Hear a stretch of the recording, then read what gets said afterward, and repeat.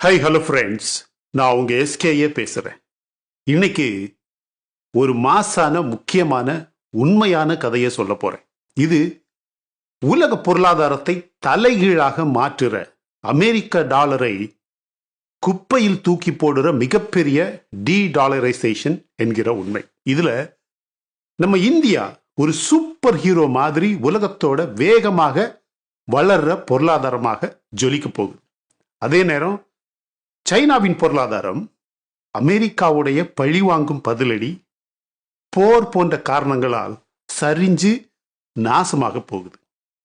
உலக பொருளாதாரம் எப்படி ஆட்டம் காணப்போகுது, இந்தியா எப்படி முன்னேறுது, இந்தியாவின் எதிர்காலம் என்னன்னு ஒரு த்ரில்லிங் கதையை நாம இன்னைக்கு பார்க்க போறோம்.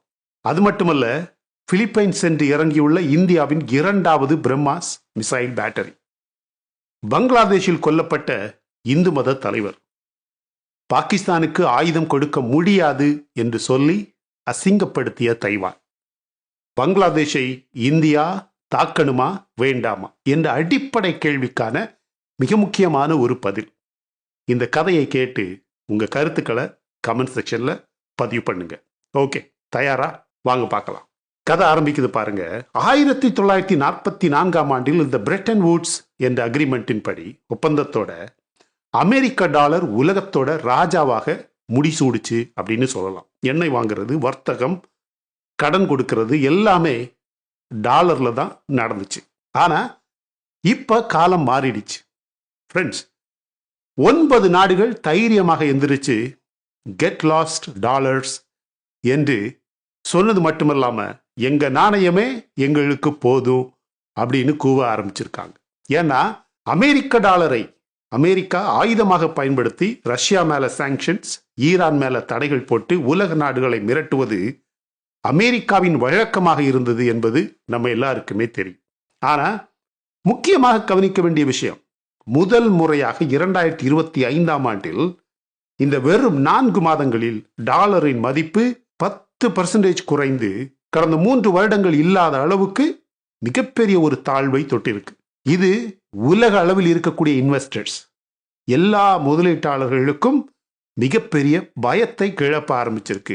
IMF, இன்டர்நேஷனல் மானிட்டரி ஃபண்ட் அப்படிங்கிற ஒரு அமைப்பின்படி 2022 டாலருடைய பங்கு உலக ரிசர்வ்ல 58% குறைந்தது. 2021 73% இருந்த இந்த ரிசர்வ் 58% குறைந்து மிகப்பெரிய ஒரு சரிவை சந்தித்தது. ரஷ்யா தன்னுடைய ரூபிளை ஒரு வியாபார நாணயமாக மாற்றி 2021 ரஷ்ய தேசிய நாணய இருப்பில் இருந்து, அந்த ரிசர்வில் இருந்து டாலரை தூக்கி எறிந்து தற்போது டாலருக்கு எதிராக ரஷ்ய பணம் 40% அதிகரித்து டாலரை ஆட்டம் காண வைக்குது. சவுதி அரேபியா 2022 சைனாவுடைய எண்ணெய் வர்த்தகத்தை சைனாவின் யுவான் நாணயத்திற்கு மாற்றி பெட்ரோ டாலரை காலியாக்கியதுன்னு சொல்லலாம்.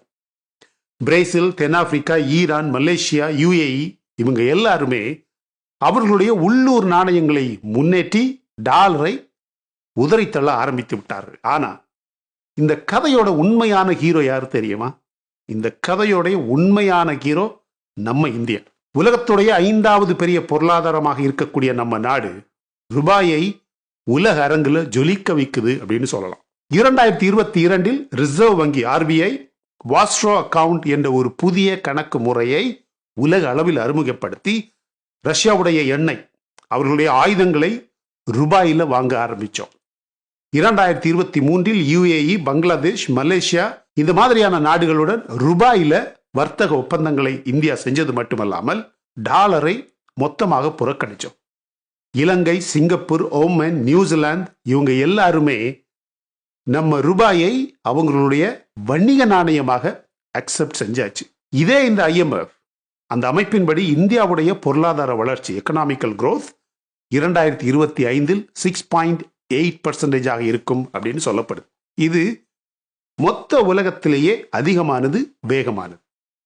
நம்ம டிஜிட்டல் ரூபாய் இந்த பிளாக் செயின் தொழில்நுட்பத்தோட வர்த்தகத்தை ரொம்ப சுலபமாக எளிதாக்குது. 2023 தங்க ரிசர்வ், 2023 இந்தியாவின் கோல்டு ரிசர்வ் 6.5% இருந்தது. இப்ப 8.7% உயர்ந்திருக்கு. நம்ம பொருளாதாரத்தை இது மிகப்பெரிய அளவில் வலுப்படுத்துது. அப்படியானால் நீங்களே பாருங்க, 2024 2025 என இந்த 2 ஆண்டுகளில் தங்க விலை எப்படி அதிகரித்தது அப்படின்னு உங்களுக்கே தெரியும்.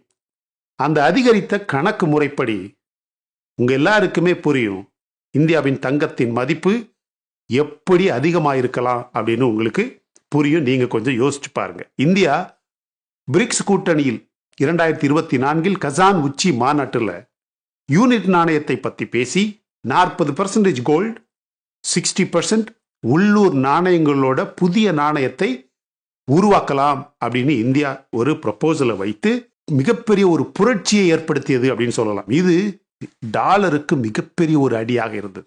இப்போ இந்த கதையோட வில்லன் யாரு தெரியுமா? சைனாவும் அமெரிக்காவும். நீங்களே பாருங்க, சைனா அவனுடைய யுவான் நாணயத்தை உயர்த்தி 2023 ஆண்டில் பிரேசில் நாட்டோடு $200 பில்லியன் வர்த்தகத்தை அவனுடைய யுவான் நாணயத்தில் செஞ்சு ரஷ்யாவுடைய ரூபிள் யுவான் வர்த்தகத்தை 80 மடங்கு சைனா உயர்த்திடுச்சு. ஆனா சைனாவுடைய பொருளாதாரம் இப்ப மொத்தமாக தடுமாறுது. ஏன்? 2023 சைனாவுடைய கார்ப்பரேட் கடன் 131% இருக்கு.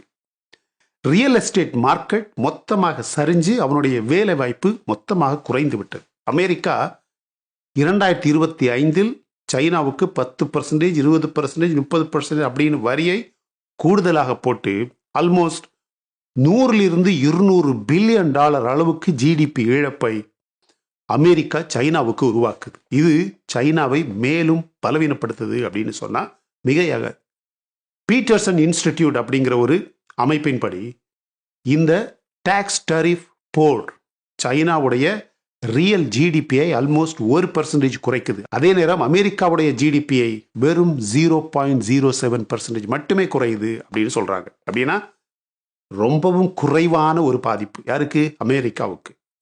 ரஷ்யா உக்ரைன் போர், தைவான் மீதான சைனாவுடைய ஆக்கிரமிப்பு பயம், இந்த மாதிரியான பிரச்சனைகள் எல்லாமே சைனாவுடைய வர்த்தகத்தை மிகப்பெரிய அளவில் பாதிக்குது. உலக முதலீட்டாளர்கள், இன்வெஸ்டர்ஸ் சைனாவை விட்டு விலகுறாங்க, வெளியே போறாங்க. இந்த சமயத்துல இந்தியா எப்படி முன்னேறுது? சைனாவுடைய தொழிற்சாலைகள் மூடப்படும் போது அமெரிக்கா, ஜப்பான், மிகப்பெரிய ஐரோப்பிய நாடுகள் இந்தியாவை நோக்கி வேற வழியே இல்லாம திரும்புது. 2023 இந்தியாவுடைய ஏற்றுமதி $450 பில்லியன் தாண்டியது. 2023 ஆண்டிலேயே ஐடி, மெடிசின், டெக்ஸ்டைல்ஸ் இது மாதிரியான எல்லா துறைகளிலுமே ரொம்பவும் வேகமான வளர்ச்சி. அமெரிக்காவுடைய டாக்ஸ் அண்ட் டாரிஃப் வார் சைனாவை பாதிக்கும் போது இந்தியாவுடைய மேக் இன் இந்தியா திட்டம் உலக முதலீட்டை ரொம்ப வேகமாக தானாகவே ஈர்க்குது. ஆப்பிள், டெஸ்லா, மைக்ரோசாஃப்ட், கூகுள் இது மாதிரியான நிறுவனங்கள் இந்தியாவில் தொழிற்சாலைகளை சுலபமாக தாராளமாக திறக்கிறாங்க. 2025 இந்தியாவுடைய எஃப்டிஐ நேரடி வெளிநாட்டு முதலீடு $200 பில்லியன் தாண்டும். இந்தியாவுடைய நடுநிலையான ஃபாரின் பாலிசி, ரஷ்யா, சைனா, அமெரிக்காவுடன் இருக்கக்கூடிய சமநிலையான வர்த்தகம், இது எல்லாமே இந்தியாவை உலகத்தோட நம்பிக்கையான பொருளாதாரமாக மாற்றிவிட்டது. இப்ப உலக பொருளாதாரம் எப்படி ஆட்டம் காணுது அப்படின்னு நீங்க புரிஞ்சுக்கணும். இந்த டாலரைசேஷன் உலக வர்த்தகத்தை முற்றிலுமாக மாற்று, ஒரு புதிய ஷேப் கொண்டு வருது. ஸ்விஃப்ட் சிஸ்டத்தை தவிர்த்து ரஷ்யாவுடைய எஸ்பிஎஃப்எஸ் பேமெண்ட் சிஸ்டம், சைனாவுடைய சிஐபிஎஸ் பேமெண்ட் சிஸ்டம், இந்தியாவுடைய ரூபாய் வர்த்தகம், இது எல்லாமே புதிய புதிய மாற்று வழிகளை உருவாக்குது அப்படின்னு சொல்லலாம். ஜேபி மார்கன் அப்படிங்கிற ஒரு ஃபினான்ஸ் நிறுவனத்தின்படி டாலருடைய ஆதிக்கம் இன்னும் கொஞ்ச நாள் இருக்கலாம் அப்படின்னு சொன்னா கூட இன்னும் 4 அல்லது 5 வருடங்களில் 2030 ஆண்டுக்குள்ளேயே டாலருடைய ஆதிக்கம் 40% 45% குறைந்துவிடும். உலக ரிசர்வ்ல யுவான் இப்போதைக்கு 2.7% மட்டுமே இருக்கு. ஆனா சைனாவுடைய பொருளாதார சிக்கல்கள் யுவானை இனிமேல் உயர்விடாமல் பாதித்து விட்டது. பிரிக்ஸ் ஏசியன் நாடுகள் உள்ளூர் நாணய வர்த்தகத்தை உயர்த்தி உலகத்தை மல்டி போலார் பொருளாதாரமாக மாற்ற ஆரம்பித்து விட்டது. ஆனா இது புதிய புதிய பல சவால்களை கொண்டு வரும். நாணய மதிப்பில் ஏற்ற இறக்கங்கள் கண்டிப்பாக இருக்கும். வர்த்தகத்தில் பதட்டங்கள் இருக்கும். முதலீட்டாளர்களுக்கு பயம் வரும். உலக ஜிடிபி 2027ஆம் ஆண்டில் வெறும் 0.2% இருக்கும் அப்படின்னு சொல்லப்படுது. ஏன்னா டாலர் குறையும் போது புதிய நாணயங்கள் இன்னும் ஸ்டேபிளாக இல்லாமல் கஷ்டப்படும். எனவே எதிர்காலத்தில் என்ன ஆகும்? 2030 டாலர் இனி ராஜாவாக இருக்க முடியாது. ஆனா அதுக்காக முழுசா மறைஞ்சிடும் அப்படின்னு சொல்ல முடியாது. ஏன்னா அமெரிக்காவுடைய பொருளாதாரம் ரொம்ப டீப்பான, அதாவது ரொம்ப ஆழமான ஒரு மார்க்கெட். இன்னும் என்னதான் பிரச்சனை இருந்தாலும், ட்ரம்ப் மாதிரியான ஆட்கள் எப்படித்தான் புதிய புதிய திட்டங்களை கொண்டு வந்தாலும் இன்னும் கூட ரொம்ப டீப்பா வலுவாக இருக்கக்கூடிய ஒரு மார்க்கெட். சைனா தடுமாறும் போது இந்தியாவின் ரூபாய், பிரிக்ஸுடைய புதிய யூனிட் நாணயம், டிஜிட்டல் நாணயம், இது எல்லாமே தானாகவே வளரும். ஆனா அமெரிக்காவுடைய பதிலடி, அமெரிக்காவுடைய பழி வாங்கும் பதிலடி திட்டங்கள், சைனா, பிரிக்ஸ், இது மாதிரியான மிக முக்கியமான நாடுகளுடன் செய்யப்படும் 100% வரி, பல தடைகள் உலக அளவில் இருக்கக்கூடிய வர்த்தகத்தில் பெரிய பெரிய பதட்டங்களை உருவாக்கலாம். ரஷ்யா உக்ரைன் போர், தைவான் மீதான சைனாவுடைய மிரட்டல், இதெல்லாமே ஓரளவுக்கு உலக முதலீட்டை பாதித்தாலும் அதிகமான பாதிப்பு யாருக்கு அப்படின்னு கேட்டா சைனாவுக்கு. இந்தியாவுக்கு இது மிகப்பெரிய ஒரு வாய்ப்பு, மிகப்பெரிய ஒரு சான்ஸ். 2030ஆம் ஆண்டில் இந்தியாவுடைய ஜிடிபி 5 அல்லது 6 ட்ரில்லியனையும் தாண்டி போய்விடும். உலகத்துடைய 3வது பெரிய பொருளாதாரமாக மாறிவிடும். ஆர்பிஐ இந்த சவால்களை கண்டிப்பாக எதிர்கொள்ள தயாராக இருக்கு அப்படின்னு சொல்லலாம். முக்கியமாக இந்தியாவுடைய கோல்டு ரிசர்வ், அடுத்த 3-4 வருடங்களுக்கான ஆயில் சப்ளை எல்லாமே ரொம்ப சேஃபான ஒரு சிச்சுவேஷன்ல ஸ்டேபிளாக இருக்கு அப்படின்னு சொல்லலாம். India and France are poised to sign their largest ever defence agreement. இந்த வரக்கூடிய ஏப்ரல் 28ஆம் தேதி இந்தியாவுக்கும் பிரான்ஸுக்கும் இந்தியா புதியதாக வாங்க இருக்கக்கூடிய 26 ரஃபாலே மரைன் ஃபைட்டர் ஜெட்டுக்கான அக்ரிமெண்ட் செய்யப்படுது. இது ஒரு மிகப்பெரிய லேண்ட்மார்க் அக்ரிமெண்ட் அப்படின்னு சொல்லலாம். ஆல்மோஸ்ட் இதனுடைய மதிப்பு எவ்வளவு தெரியுமா? டீலுடைய மதிப்பு எவ்வளவு தெரியுமா? ஆல்மோஸ்ட் 63,000 கோடி ரூபாய், $7.5 பில்லியன். இப்படிப்பட்ட ஒரு நேரத்தில் second battery of BrahMos supersonic cruise missile shipped to the Philippines. இன்னைக்கு பிலிப்பைன்ஸுக்கு 2வது க்ரூஸ் மிசைல், நம்மளுடைய பிரம்மாஸ் மிசைல் போய் இறங்கியிருக்கு. அது மட்டும் இல்லை, நம்ம நாட்டுக்கு ரொம்ப நாட்களாகவே ஒரு டிஃபென்ஸ் பார்ட்னராக இருக்கக்கூடிய வியட்நாம் $700 மில்லியன் அளவுக்கு நம்ம பிரம்மாஸ் ஆயுதத்தை வாங்கிறதுக்கான எல்லா ஏற்பாடும் செஞ்சாச்சு. தைவான் இனிமே பாகிஸ்தானுக்கு எந்த மாதிரியான டிஃபென்ஸ் ரிலேட்டட், அதாவது ஆயுத சம்பந்தப்பட்ட தொழில்நுட்பம் அல்லது ஸ்பேர் பார்ட்ஸ் அல்லது ஆயுதங்கள் எதையுமே எக்ஸ்போர்ட் பண்ண மாட்டோம், பாகிஸ்தானுக்கு கொடுக்க மாட்டோம் அப்படின்னு தைவான் சொல்லியிருக்கு. The evolution of India's indigenous military technology, a strategic paradigm shift. India முழுவதுமாக நீங்கள் பார்த்தீங்கன்னா நம்ம நாட்டில் தயாரிக்கப்படக்கூடிய ஆயுதங்கள், நம்ம நாட்டில் செய்யப்படக்கூடிய மாடர்னைசேஷன், நவீனமயமாக்கல், எதில் போர் ஆயுதங்களில் ரொம்ப சூடு பிடிச்சிருக்கு அப்படின்னு சொல்லலாம். மைடியர் ஃப்ரெண்ட்ஸ், ஒவ்வொரு ஸ்ட்ராட்டஜியுமே மிகப்பெரிய அளவில் வருங்காலத்தை நோக்கி செய்யப்படுது அப்படின்னு எல்லாருமே நம்புறாங்க. Prominent Hindu leader abducted and killed in chaotic Bangladesh by radical Islamist. காசால என்ன நடக்குதோ, ஈரான்ல என்ன நடக்குதோ, சிரியால என்ன நடக்குதோ, அதே இதுதான் இப்போ பங்களாதேஷில் நடக்கு. பங்களாதேஷ் இஸ் பிகமிங் அனதர் காசா. பாலஸ்தீன் மாதிரியே பங்களாதேஷ் மாற ஆரம்பிச்சிருச்சு மைடியர் ஃப்ரெண்ட்ஸ். அங்கே இருக்கக்கூடிய அநியாயங்களும் சரி, மைனாரிட்டிஸ் எப்படி கொல்லப்படுறாங்க அப்படிங்கிறதும் சரி, they want minorities to submit. Pakistan மாதிரியே, பாகிஸ்தானில் இருந்த இந்துக்களின் எண்ணிக்கையாக இருந்தாலும் சரி, கிறிஸ்தவர்களின் எண்ணிக்கையாக இருந்தாலும் சரி, பல பிற மத மக்களின் எண்ணிக்கையாக இருந்தாலும் சரி, எப்படி எல்லாமே ஜீரோவை நோக்கி போய்கிட்டு இருக்கோ அதே சிச்சுவேஷன் பங்களாதேஷில் வர ஆரம்பிச்சிருச்சு. பட் த ப்ராப்ளம் இஸ், நம்ம நாடு ஏன் இப்படி ஒரு பங்களாதேஷ் மாதிரியான ஒரு நாடை எதுவுமே பண்ணாமல் இருக்கு? ஏன் அட்டாக் பண்ணக்கூடாது? ஏன் ஒரு போருக்கு போகக்கூடாது? ஏன் இவனை தலையிலே அடித்து உட்கார வைக்கக்கூடாது? நம்ம நாட்டில் எத்தனை கோடி மக்களை செக்குலரிசம் அப்படிங்கிற ஒரு கான்செப்டில் பத்திரமா பார்த்துக்கிறோம். ஒன்றுமே இல்லாதவனுங்க. இந்த காஷ்மீரை சுற்றி ஒரு சில பேர் பெரிய பெரிய குழப்பங்களை செய்கிறானுங்க பார்த்தீங்களா? இந்த பாகிஸ்தானில் எப்படி செய்கிறானுங்களோ அதே கதை இப்போ பங்களாதேஷில் நடக்கு. India launches first indigenous AI server. அடிப்பொலி, a landmark achievement in digital innovation. கேரளாவில் அடிப்பொலி அப்படின்னு ஒரு வார்த்தை உண்டு. அதுக்கு ஆசம், சூப்பர் அப்படிங்கிற அர்த்தம் உண்டு. அந்த அடிப்பொலி அப்படிங்கிற ஒரு வார்த்தைக்கு அந்த வார்த்தையை பயன்படுத்தி அப்படிங்கிற ஒரு பெயரை பயன்படுத்தி நம்ம நாட்டில் முதல் முறையாக நம்ம நாட்டுடைய ஏஐ சர்வர், ஆர்டிஃபிஷியல் இன்டெலிஜென்ஸ் சர்வருக்கு அடிப்பொலி அப்படின்னு பேர் கொடுத்து புதியதாக நம்ம நாட்டில் ஆரம்பிச்சிருக்கிறாங்க. This will happen only in India.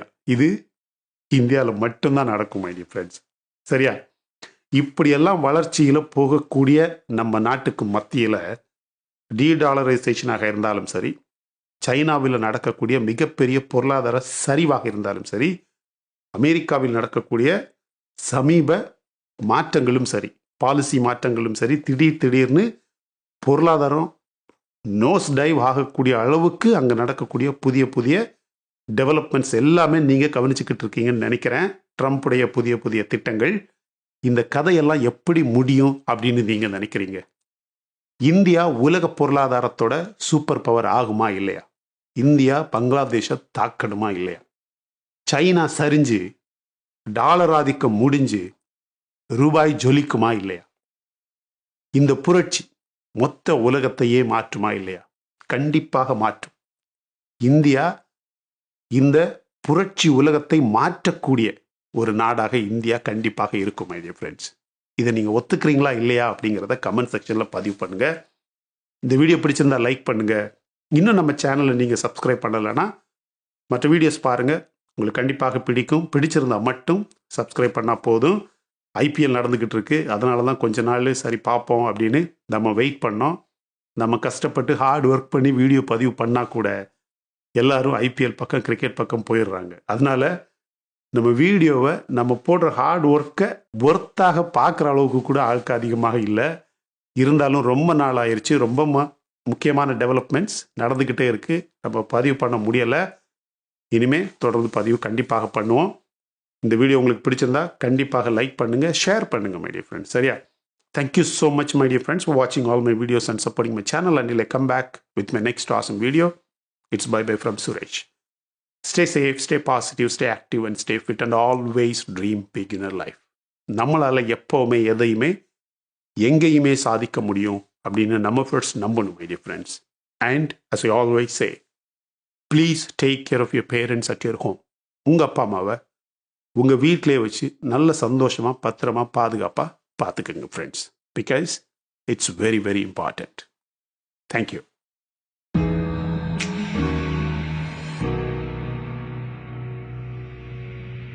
Thank you.